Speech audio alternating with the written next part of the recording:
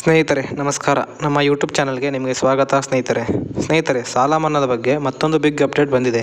ಹೌದು ಸ್ನೇಹಿತರೆ, ನೀವು ಕೃಷಿ ಸಾಲವನ್ನು ಮಾಡಿದ್ದೀರಾ? ನಿಮ್ಮ ಸಾಲದ ಮೇಲಿನ ಬಡ್ಡಿಯನ್ನು ವಜಾ ಮಾಡಲಾಗುತ್ತದೆ.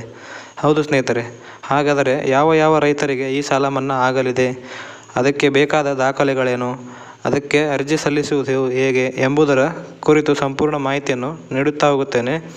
ನೀವಿನ್ನು ನಮ್ಮ ಯೂಟ್ಯೂಬ್ ಚಾನಲ್ಗೆ ಸಬ್ಸ್ಕ್ರೈಬ್ ಮಾಡ್ಕೊಂಡಿಲ್ಲ ಅಂದರೆ ದಯವಿಟ್ಟು ಸಬ್ಸ್ಕ್ರೈಬ್ ಮಾಡ್ಕೊಳ್ಳಿ. ಹಾಗೆ ಪಕ್ಕದಲ್ಲಿರೋ ಬೆಲ್ ಐಕಾನ್ನ ಕ್ಲಿಕ್ ಮಾಡಿ ಈ ವಿಡಿಯೋಗೆ ಒಂದು ಲೈಕ್ ಮಾಡಿ.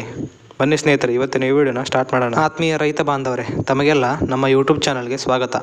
ಭಾರತದಲ್ಲಿ 60% ಜನರು ಕೃಷಿ ಚಟುವಟಿಕೆಗಳಲ್ಲಿ ತೊಡಗಿಸಿಕೊಂಡಿದ್ದು ಜೀವನೋಪಾಯಕ್ಕಾಗಿ ಕೃಷಿಯನ್ನು ನಂಬಿದ್ದಾರೆ. ಸ್ನೇಹಿತರೆ, ಭಾರತದ ರೈತರು ಕೃಷಿ ಚಟುವಟಿಕೆಗಳಿಗಾಗಿ ಬಹುತೇಕ ಮಾನ್ಸೂನ್ ಮೇಲೆ ಅವಲಂಬನೆ ಆಗಿರೋದ್ರಿಂದ ಮುಂಗಾರು ವಿಫಲವಾದ ವರ್ಷವೆಲ್ಲ ರೈತರು ಆರ್ಥಿಕವಾಗಿ ನಷ್ಟವನ್ನು ಎದುರಿಸಬೇಕಾಗುತ್ತದೆ. ಇಂತಹ ಸಂದರ್ಭದಲ್ಲಿ ರೈತರು ಕೃಷಿ ಚಟುವಟಿಕೆಗಳನ್ನು ಜೀವಂತವಾಗಿ ಇಡಲು ಕೃಷಿ ಸಾಲದ ಮೊರೆ ಹೋಗುತ್ತಾರೆ. ಸ್ನೇಹಿತರೆ, ರಾಜ್ಯ ಸರ್ಕಾರದ ಹೈನುಗಾರಿಕೆ ಇಲಾಖೆಯು ಕೃಷಿ ಸಾಲ ಮಾಡಿದ ರೈತರಿಗೆ ಬಡ್ಡಿಯನ್ನು ಮನ್ನಾ ಮಾಡುವ ಅಥವಾ ಬಡ್ಡಿಯ ಹಣವನ್ನು ಧನ ಸಹಾಯವಾಗಿ ರೂಪದಲ್ಲಿ ನೀಡುವ ಮಹತ್ವದ ನಿರ್ಧಾರವನ್ನು ತೆಗೆದುಕೊಂಡಿದೆ. ಸ್ನೇಹಿತರೆ, ಇದೀಗ ಅರ್ಹ ರೈತರಿಂದ ಅರ್ಜಿಯನ್ನು ಆಹ್ವಾನಿಸಲಾಗಿದೆ.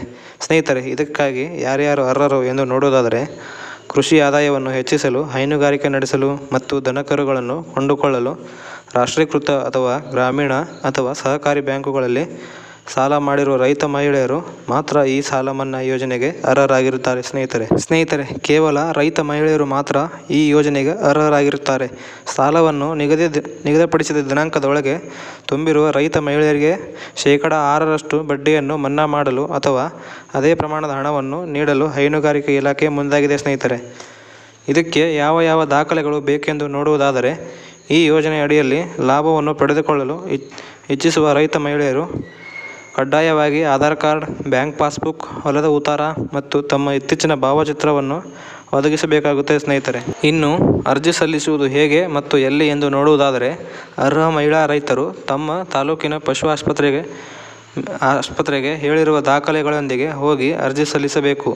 ಈ ಕುರಿತು ಹೆಚ್ಚಿನ ಮಾಹಿತಿಗಾಗಿ ತಮ್ಮ ತಾಲೂಕಿನ ಪಶು ಆಸ್ಪತ್ರೆಗೆ ಮಾಹಿತಿಯನ್ನು ವಿಚಾರಿಸಿ ತಿಳಿದುಕೊಳ್ಳಬಹುದು.